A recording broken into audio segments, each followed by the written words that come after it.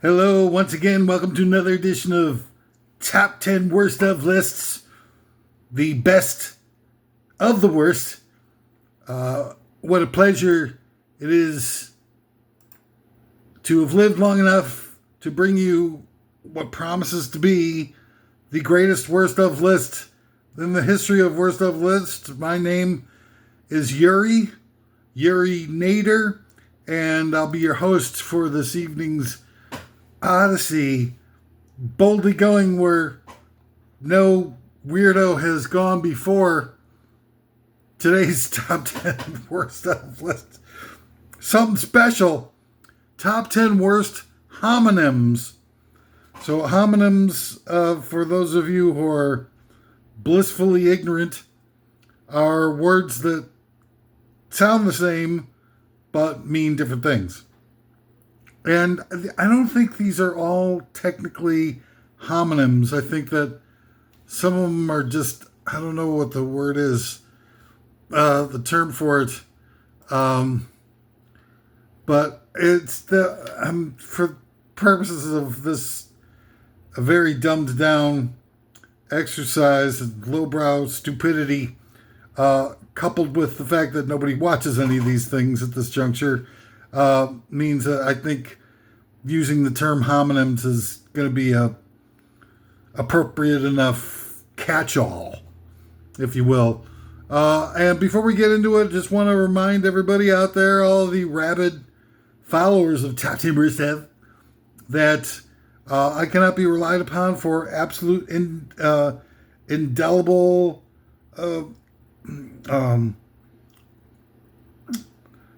perfect information all the time. I'm not omniscient. I'm not some sort of like brainiac, book smart guy. I spend an unfortunate amount of time alone, which allows me to sort of have time to kind of become acquainted with a wide variety of elements within our cultural palette. And I spent about 30 years of my life as an accountant. And so I have a very highly attenuated attention to detail, which allows me to, come up with these lists. I think I did the royal we or the schizophrenic we, depending on who's doing the clinical analysis at the time. The 100th episode of Top 10 Worst Of Lists recently. And we're up just a tiny fraction above 250 views. Well, I digress. So if you hear anything in any of these episodes, it can't be taken as fact. I'm not going to provide a series of footnotes and citations where I've learned all this stuff. I'm just going to fire off, a bunch of what essentially are complaints about the apathy of the American people and the morbid pathology of our captors, and let you sort it out. I'm not, there's no way at this point, we've all been so indoctrinated and brainwashed that there's no way to change anybody's opinion on nothing. So I'll say certain things that will sound, unbelievable, like the job that Robert Mueller, the special investigator for Russiagate, had prior to being named special prosecutor for Russiagate, that he was working for the Trump family at their law firm for Ivanka Trump, Jared Kushner, and Paul Manafort, called Vilmer Hale. And that's the job that, that still, I think, remains as perhaps the one irrefutable bit of evidence that completely destroys the idea of there being sort of independent randomness to what's going on in the world. Because that guy, there's no way that your own personal family lawyer isn't going to be in on the fix, and that's why they named him, so they wouldn't have any, the investigations from the government. I don't know why we continue to have the government being the sole responsible entity for investigating tragedies and crimes that the government was the main beneficiary of. It makes zero sense. It makes about as much sense as having the same amount of senators for the state of Wyoming with 400,000 people as the state of California with 40 million people has. Or that we would have an electoral college that would inhibit the ability for us to have true democracy and yet call our form of government democracy.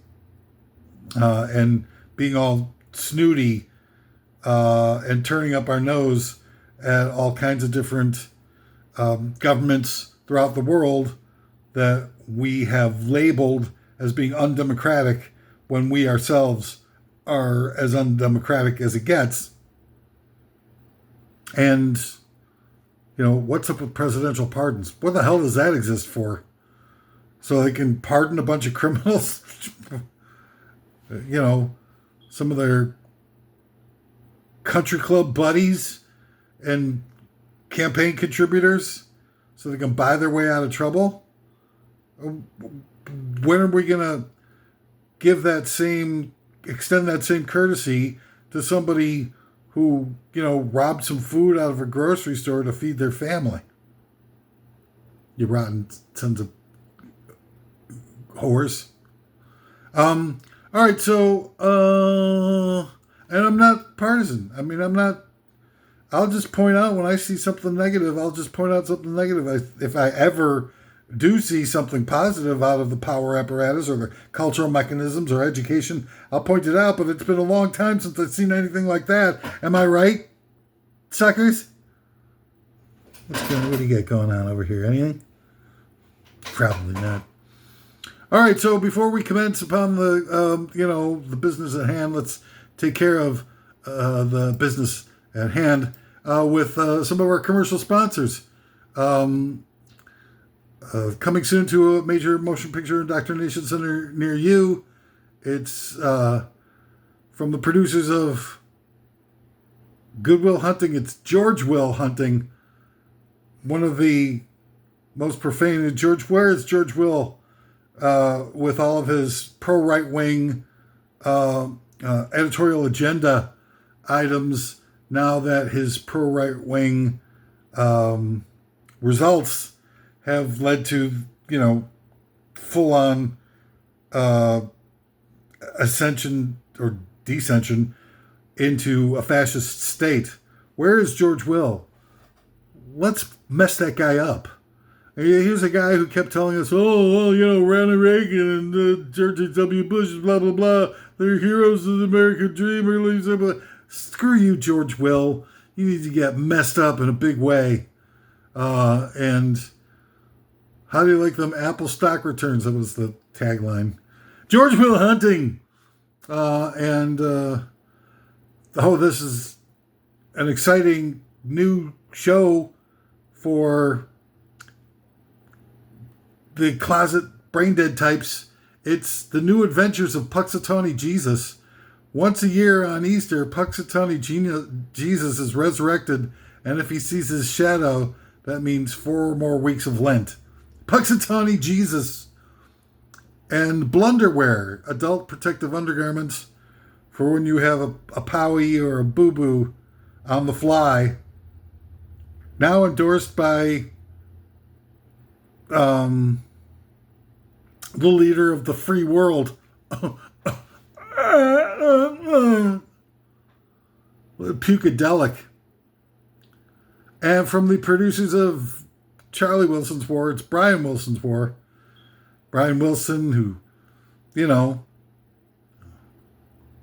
stole all the production tricks of Phil Spector and all of his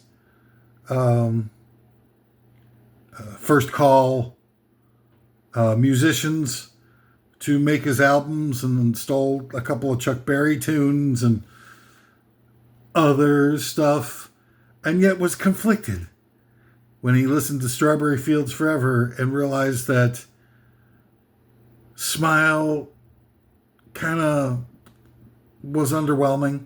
His Big Smile project. I've listened to Smile. I think it's half brilliant and half the most boring, underwhelming drivel of all time. Overrated. He's got 4 or 5 really great songs. They're all, mostly slow. And, would it kill the guy to throw a couple of rockers in there? But still a goddamn shame, because it would have changed the world. And he was definitely poisoned on that airline flight where he went bonkers cuckoo, because Gene Clark, they got him a year later with the same toxic episode in an airplane that they got Brian Wilson with. A year earlier, 64, 65, they got Gene Clark, the same dealio. And that ruined the Byrds, who was the most political band perhaps ever. And the Beach Boys, who, surf kooks and whatnot, were kind of anti-establishment. But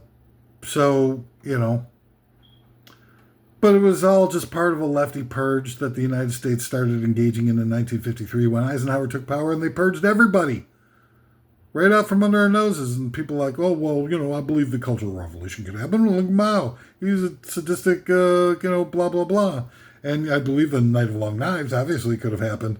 And the Crystal Knots, because, look at Hitler and stuff and blah, blah, blah. But nobody will believe that there was a purge of lefty progressives in the United States, even though all available evidence it shows contrary. Oh, you really think that they can't fake news stories or autopsy results or anything like that when there's nobody else investigating it? Because the press is more useless than an appendix, or in my case, the genitals. God, uselessness. All right, well, enough of this tawdry digressions. Let's get into the meat and potatoes. Top 10 worst homonyms. Number 10, comedy and comity, C-O-M-E-D-Y, and comity, C-O-M-I-T-Y. Now, I like the word comedy. With the I, it's sort of like a thing with the thing, but it's just too difficult. Nobody knows that word anymore. It's too difficult to use, and people think you're saying comedy with the E, but you're saying comedy with the I, and people don't even know what you're talking about. You got to stop and say, explain it to them. And so that's a bad homonym right there.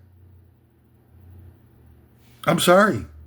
I'm not on the comedy with the I tip. I can't go there with you. All you hard up linguistic dateless wonders. Number 9 of the top 10 worst homonyms, like guys should talk. Number 9 of the top 10 worst homonyms, band, as in playing music, and band, as in banned from the airwaves, of which they can both be valid. I have a song that I wrote called Band, about how my band was blacklisted for having too much political content. And the gatekeepers have blocked us from organic levels of distribution. And yet, you've got these numbnut, brainless, exploitative garbage of, Cardi B and Jonas Brothers and Bruno Mars and Uh, Ed Sheeran, just this absolutely disposable puke. Um, yeah, and yet, when you got something to say, something unique and divergent or inspiring, unnecessary social Darwinism time to crush them, and I'm sure that they have like built-in videos. I mean, why do you think they've got all these cameras all around, and they can't, catch any criminals or curtail criminality? And because I think that they're using those cameras to videotape the suffering and results of their relentless propensity towards torturing people. And they probably watch it, sort of direct feed into their McMansions and whatnot, and they watch good people struggle and suffer and die and get mutilated, and they just laugh their asses off. Coming soon on the Billionaire Channel, the destruction of the life of Aaron Schwartz. And they just, oh man, it feeds them. They feed off of the fear and the pain and the suffering. That's their version of happiness. God damn it. There's been plenty of banned bands. The Kinks were banned from touring in the United States during their heyday. No one knows why. One can presume that they were getting such... I mean, the Beatles had mostly girls and women and stuff that would come out to see them, and they'd go nuts, but they wouldn't get, like, physically crazy. The Kinks, when they were touring, is mostly guys, and they were going crazy at those shows. And so I think that they were just, because the Kinks, if they kept on their trajectory and been successful in the United States, punk would have been founded in 1965 by the Kinks. But since they were prevented from touring in the United States, they never got that extra boost that they would have had, and they wound up never Americanizing their development to max out on the potential and stylistic elements of "You Really Got Me" and "Till the End of the Day" and all those hardcore riff rockers.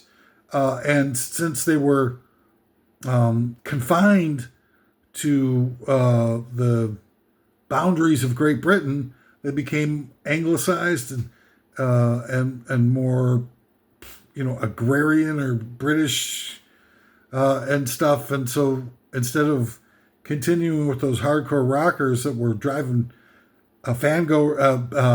concert goers nuts, they started doing a lot of, like Arthur, the Rise and Fall of the Empire, whatever it's called, and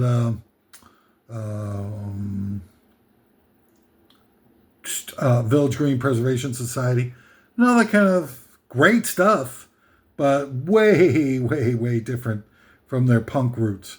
And I think that was done intentionally. The first album, The Clash, was banned from distribution in the United States. The song Imagine was banned by Clear Channel Radio following 9/11. I mean, so there's been plenty of banned bands, but still nothing to get excited or thrilled about. These are all negative things. Number 8 on the top 10 worst homonyms, right and rights. So right as in correct and rights as in civil rights. Now, we don't have the right for rights anymore, nor do we even have, in most cases, the expectation that we will be allowed any of the rights that we had presumed to be ours, mostly because of the smokescreen of the Declaration of Independence. Now, Declaration of Independence says all men are created equal, and 10 years later, when those pretty much the same people, founding fathers, got together to codify a group of laws to construct the country around, they kind of tossed out that all men are created equal bit, didn't they? And replaced it with Black people are going to be 3/5 of a human, and women are going to be 0% human, won't be allowed to vote, and all that kind of good stuff. So, I mean, what are we supposed to think? That these same people within 10 years went from all men are created equal to no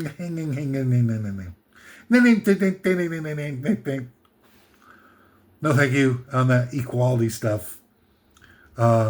It's that they no longer thought that equal rights were right, as in correct, or that they never thought that equal rights were right, as in correct, to begin with, and just used the Declaration of Independence, as I believe it was, nothing more than an army recruitment flyer.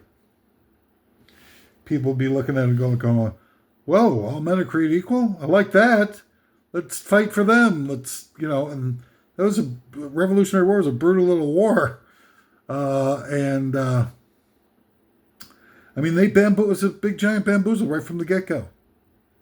A lot of that stuff was going on in those days.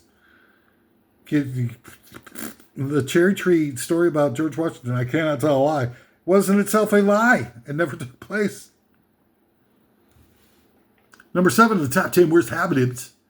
Barren, as in land baron, robber baron, and barren, as in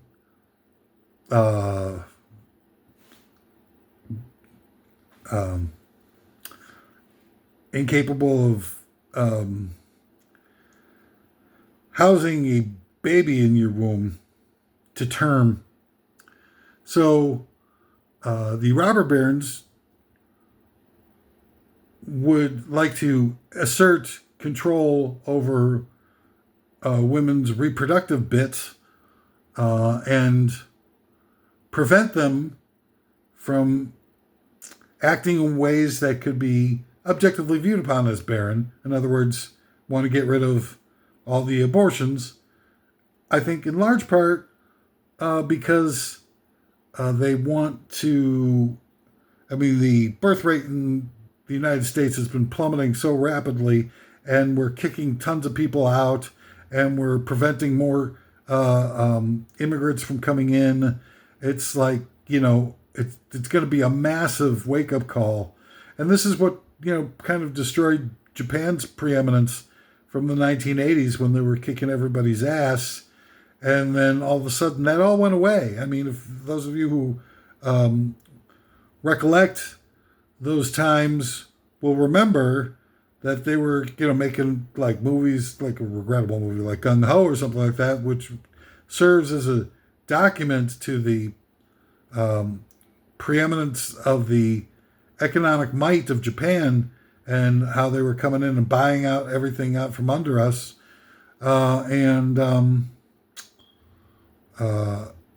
that all just went away. Those of you who remember that, or those of you who are capable of reading a book without thinking that it's beneath you or a waste of your time, and getting some perspective on all of that. Well, hey, look, that all went away primarily because the birth rate in Japan plummeted. And China, actually, with their one-child policy, has seen some real bad, no pun intended, well, maybe a little bit intended, growing pains from that policy as well. And the surest way to get a growth in your GDP is through increasing your population, because just technically more people are eating, more people are getting rent, more people are buying transportation or paying for public transportation or whatever it is. There's just more people spending, and that means that there's just automatically going to be a higher level of GDP. Well, the reverse is true of what every policy that the current regime is imposing on us for the reverse and decreasing population. So they're desperate. So they're, trying to crack down on abortions as a means of trying to, forestall that level of collapse and just, build more Americans, because, American tough is, the only type of human being that's acceptable in this country anymore, which is a damn shame. Number 6 of top 10 worst homonyms is bridal, as in bridal shower, and bridle, as in horse accoutrement. You bridle your horse, and saddle up and ride the range, woo doggies. And, I think that a lot of the sort of, and it's not just I think a lot of people tend to think of the barefoot and pregnant movement, that a lot of the elements within the power apparatus are trying to impose on society at large are almost exclusively seen as right-wing movements. But then you got Beyonce, who in her song Partition gets all dialed up for an event that's important to her, and yet her man friend in the limousine on the way to this event, after she's gotten all dressed up and dolled up and all that kind of stuff, puts the moves on her, and so they don't go to the event so that they can have the sex in the back of the limousine, which is the sort of ultimate in anti-feminism statement. And then in that same song, they name-checked Monica Lewinsky, which is another sort of, woman bending to the desires of the more powerful male counterpart. And then the tour that she does right around that time is called the Mrs. Carter Tour. Now, here's one of the biggest, most powerful women in entertainment, who names their tour the Mrs. Carter Tour, like sublimating the entire, everything about Beyonce and the image and everything like that is now reduced to just being Mrs. Carter. I mean, where's the feminism in that? It's just, talk about putting a bridle on your bride. And that's what, feminism is being turned into. And it's not just a right-wing thing. Beyonce, I don't think anybody, outside of half-crazed fringe elements like myself, recognizes Beyonce as being a closeted right-winger. I think everybody feels like Beyonce is totally left-wing, which is, I believe, a case of mistaken identity. Number 5 of the top 10 worst homonyms, augur and auger. One of the two of them, I forget which, is a tool, like for something. And augur, the other one portends of upcoming unknown events, like heralding of something significant is in the offing. I forget which is which. I'm not going to look it up. These are bad homonyms. Nobody knows what either one of them means. Or they've fallen into disuse. Just like my junior companion in my no-fly zone, fallen into disuse.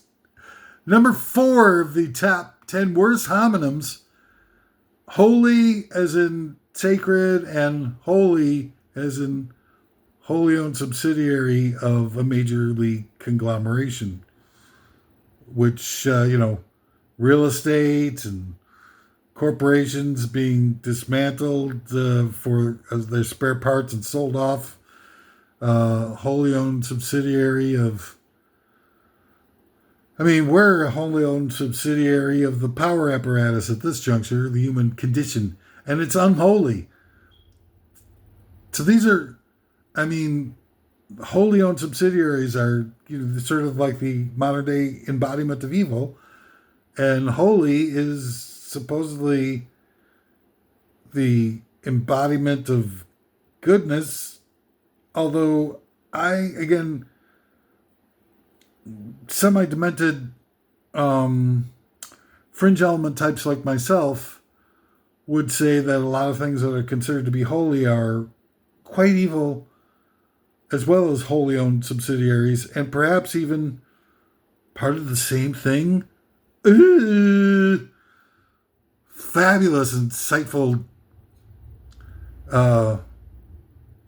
epiphanies abound on today's totally relevant and timely top 10 worst of lists. I'm so sure. Number 3 of the top 10 worst homonyms: insight,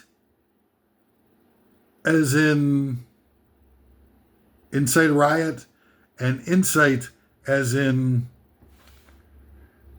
gaining a more intuitive and intrinsically valuable knowledge of something.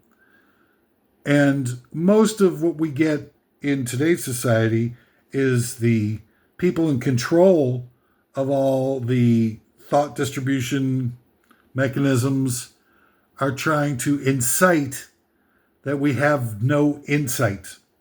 So an easier way to put it is dumbing us down. So these are bad homonyms, bad, naughty homonyms, in fact, because you don't want to incite there being no insight if you give a rat's ass about anything, but nobody does, so it's not really that bad. The thing, and mostly people have just sort of checked out and don't pose any threat to the horrific living 3D horror movie that our lives in this society have become in the absence of any insight, which we've been incited to indulge upon. All right, you get close here to this is a big one. Top 10 worst homonyms. Number 2, oral and oral. Oral, the first one, O-R-A-L, meaning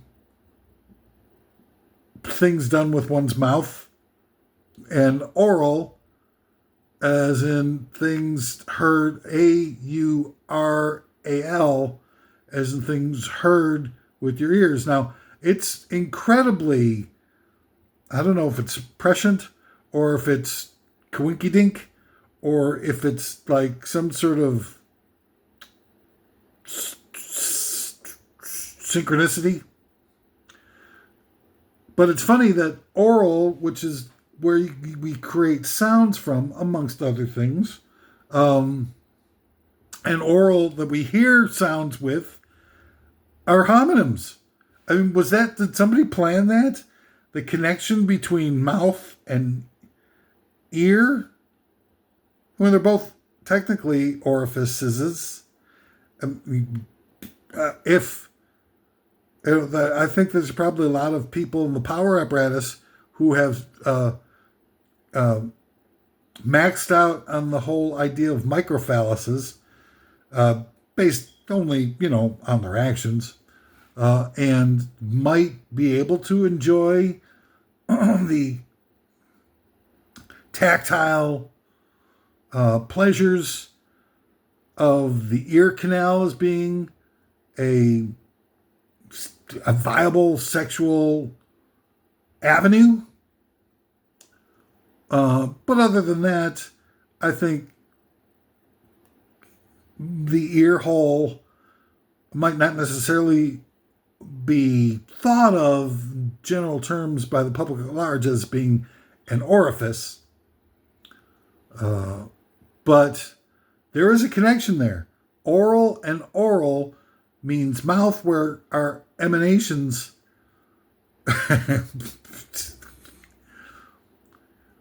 verbal emanations, henceforth, and oral, where sounds are ingested, would be homonyms. It's so crazy. Life is so freaking crazy.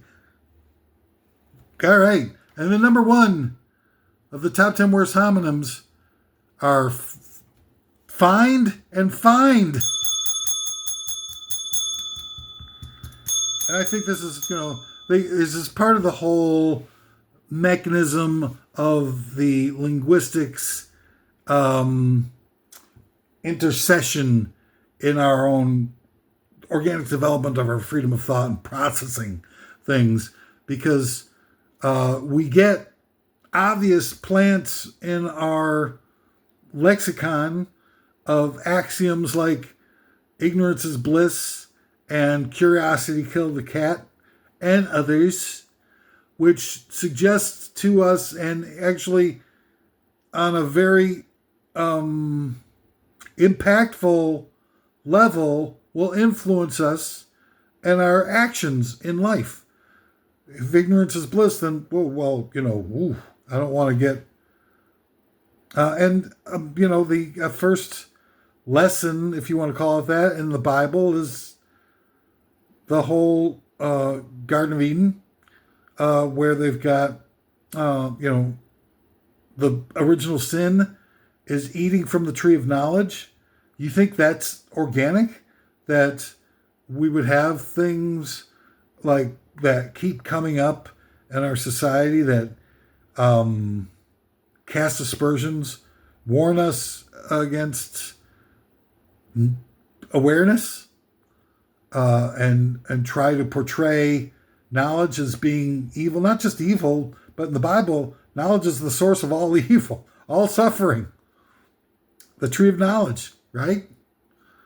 So I think that this particular homonym is so bad, and why I put it at the top of the list is because it sort of has that, with just two words, embodies that entire pathology in some, just a couple of homonyms. Because to find is to discover, to reveal, to acquire a knowledge or possession of something, or possession of knowledge, to find out, to find awareness, to find knowledge itself, to find, success on your own terms, whatever you want to call it. But find is discovery. And find, F-I-N-E-D, find is where you're punished or penalized for some sort of activity. And they're paired together. And I just don't think that this is coincidence. That finding things is fined and penalized. And I think that's why that particular homonym exists. And look, I'd feel different if, it wasn't so ubiquitous. But the fact is that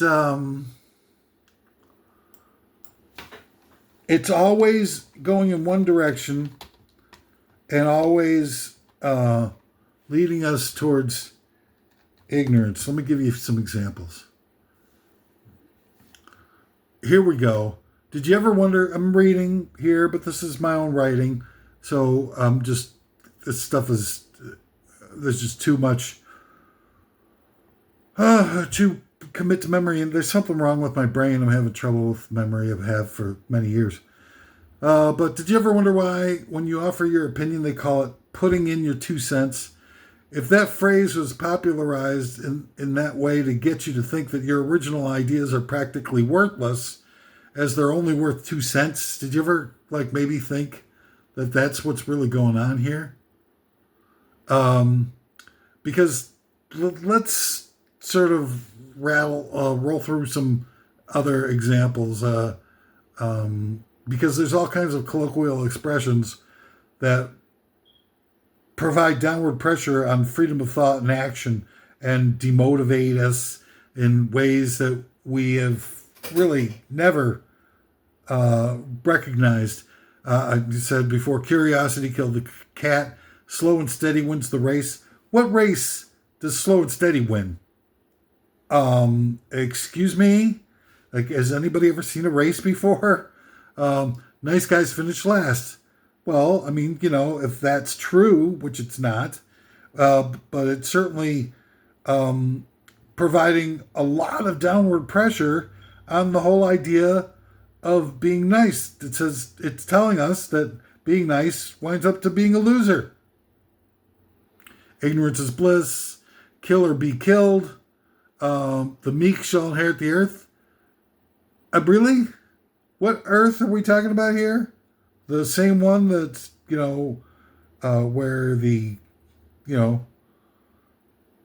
1% of the 1% of the 1% controls probably about 80% of the wealth now? And there's like negative terms that, sort of like informal, knowledge is the original sin. I talked about that. But, you get like smarty pants or brainiac, which all have negative connotations with it, nerds and all kinds of negative, and movies that will never show, nerds as being heroic, or people who don't indulge in underage drinking and as being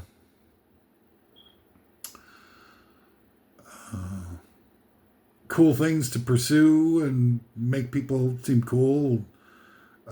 It's not cool. And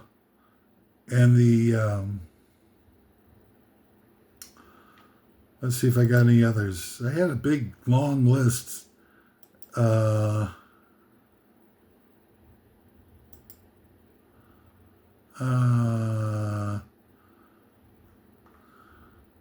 here we go. So, goody two shoes, that's another one. Pencil neck. Bull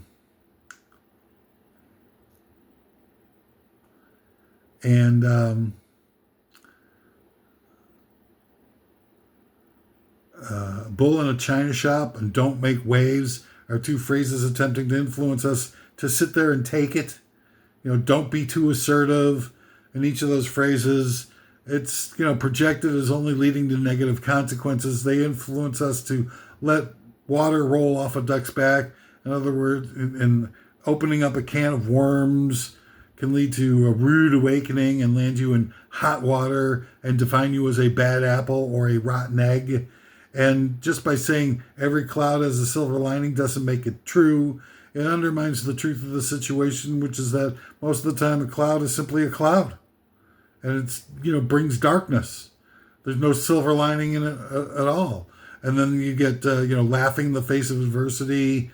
And what's that going to do? Wasting time and laughing. We're told that, seeking the truth can cause problems, and we're told we're better off to just let it slide, or leave it be, or turn a blind eye, or let sleeping dogs lie, or something that tells us to find rewards in obliviousness and inaction, like the watched kettle never boils.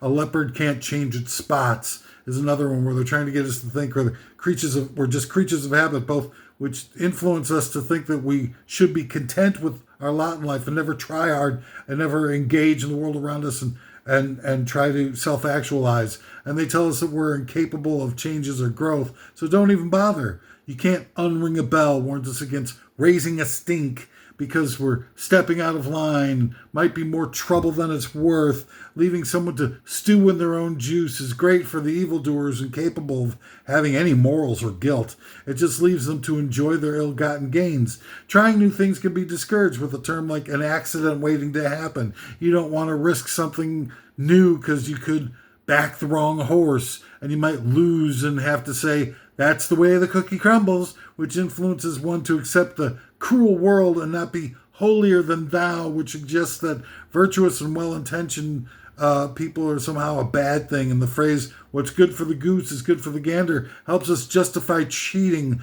and lying, while two wrongs don't make a right tries to create an uneven playing field by discouraging good people from doing what it takes in the service of achieving positive outcomes, or evening the playing field against the amoral ruling elite who will do anything that they have to in order to be able to exploit us and make our lives a miserable hell. They are, after all, persecuting a war against us. Prosecuting war? Persecuting? Those are close to homonyms, by the way. And it's all, all that stuff is, summed up. Cheaters never win, and, cheaters always win. And it's all summed up with woke, where they're, once again, trying to disparage awareness. Whether it be self-awareness version of woke or the historical perspectives that we can get by just learning the truth behind all the mythology of the lies that have been used to subjugate the masses.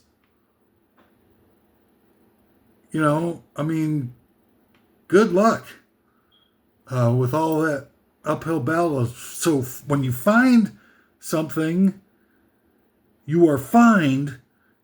It is a plant for us to create connections in our heads that associate ambition, liberation, equity for all, and personal aspirations, self-actualization, all the higher level functions that we should all have an opportunity to engage in equally, are all discouraged on a sneaky little subterfuge, surreptitious level forever.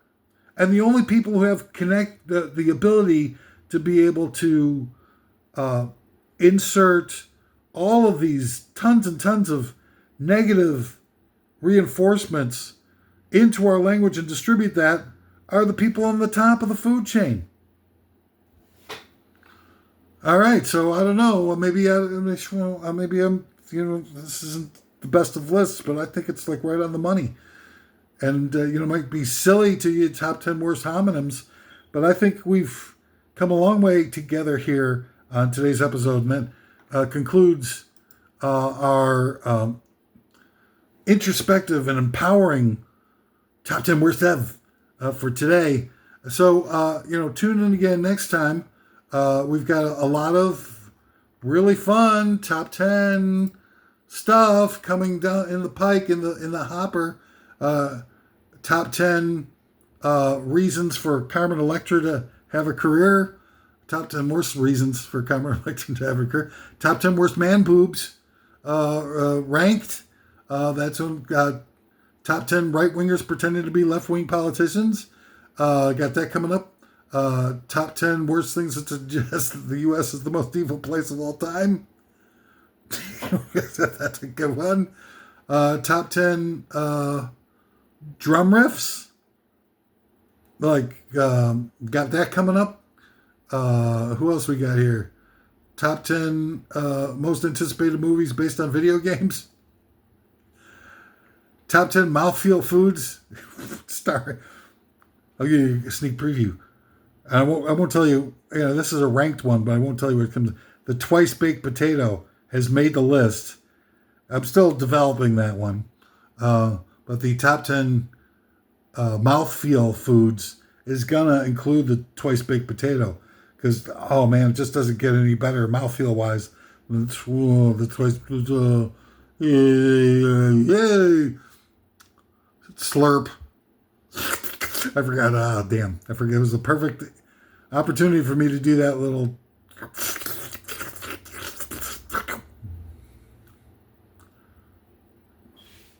Top 10 compositions by Mozart. Got that coming up. Top 10 worst flavors of bread. I can't wait to do that one. Anyway, that's all the time we got for top 10 worst stuff. Listen, what an incredible journey it's been together. I'm so punched as pleased to have been able to live long enough to deliver this to you. Tune in next time as we try to solve all of the world's problems through recognizing the top 10 worst ofs. And I'll be looking forward to that one. So thanks for joining in. Thanks for being a part of the solution instead of part of the problem.